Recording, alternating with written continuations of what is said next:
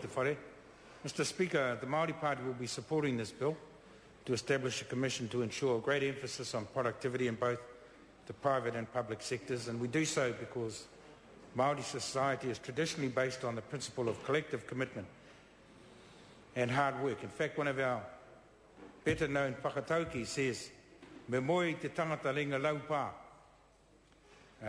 Marry a man with blistered hands. Marry a man who knows how to work. No politicians back then, Mr Speaker. Indeed, on sheer numbers alone, the ability of marae to handle major events with responsibility for catering, accommodation and entertainment, safety, health and hygiene of large-scale crowds is an impressive demonstration of productivity, which carries over into other spheres of Māori activity in tourism, farming, forestry, aquaculture, business and even in politics. In fact, we kicked off our 2008 election campaign with the slogan, "We want to make the nation great again by investing in productivity on a grander scale to promote social, cultural and economic development for Māori and the wider public in the best interest of the nation and the economy as a whole." A key interest for us, of course, is the non-profit sector. We note that government currently invests $3.5 billion in the sector every year through the contracting of services to non-profit organisations. And whānau ora, Mr Speaker, aims to take that principle to another level again.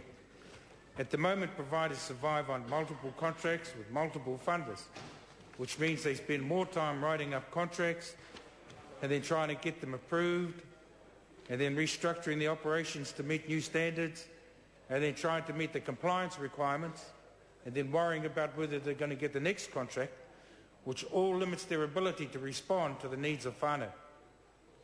And so I commend Tariana Turia for whānau ora and who work in trying to reduce the logjam, to collapse contracts into one, and to ensure whānau actually get the help they need from the best people in the business.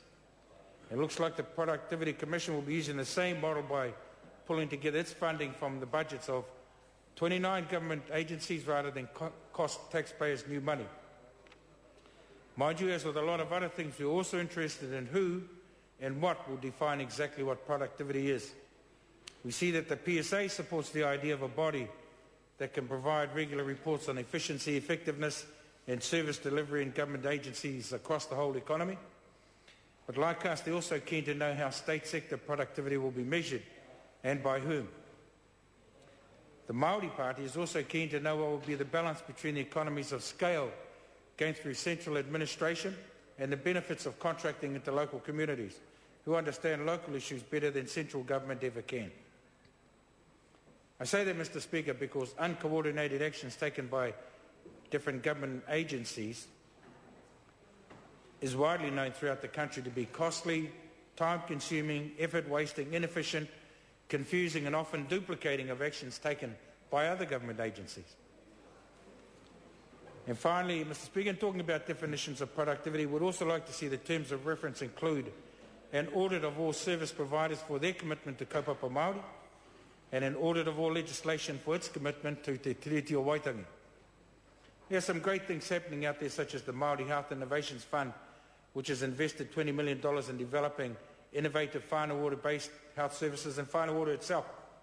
But there's also a need to get some focus on what works in other areas, what doesn't, and how at the end of the day government can support services and initiatives that deliver high quality outcomes for whānau everywhere. On that basis, Mr Speaker, the Māori Party will support this bill at first reading. My apologies. I call Joe Goodhue. Thank you, Mr Speaker. I rise to take what I can assure my colleague on the other side of the House will be just a brief call on the New Zealand Productivity Commission Bill, which is, of course, going to be an independent Crown entity with the purpose, not surprisingly, of improving productivity, but in both the private and the public sector, and then, of course, the overall well-being of New Zealanders. What underpins this bill? Well, actually, it's an awful lot about what National is all about.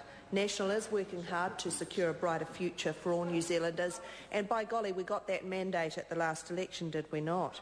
We're focusing on lifting long-term economic growth to create jobs, to boost incomes, raise living standards, and provide world-class public services to those Kiwi families who deserve nothing less. We want to ensure that growth is based on private sector investment and exports rather than unsustainable increases in government spending and borrowing, such as those we saw over the last decade. This bill is but one of a number of tools in the toolkit that the National-led government has as its goals to achieve a better future for New Zealanders, and we're very happy to be working with coalition partners, confidence and supply partners towards this end.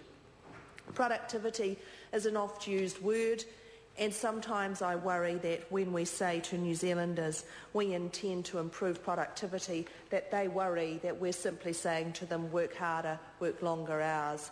That is, of course, not the case. What we're saying to New Zealanders who already work well, work long hours, work hard, that we want to find ways for you to be able to do that, for New Zealand to become more productive and for you to take home a higher wage or salary.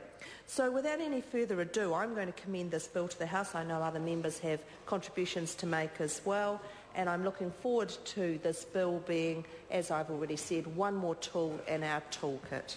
Thank you. The Honourable David Parker.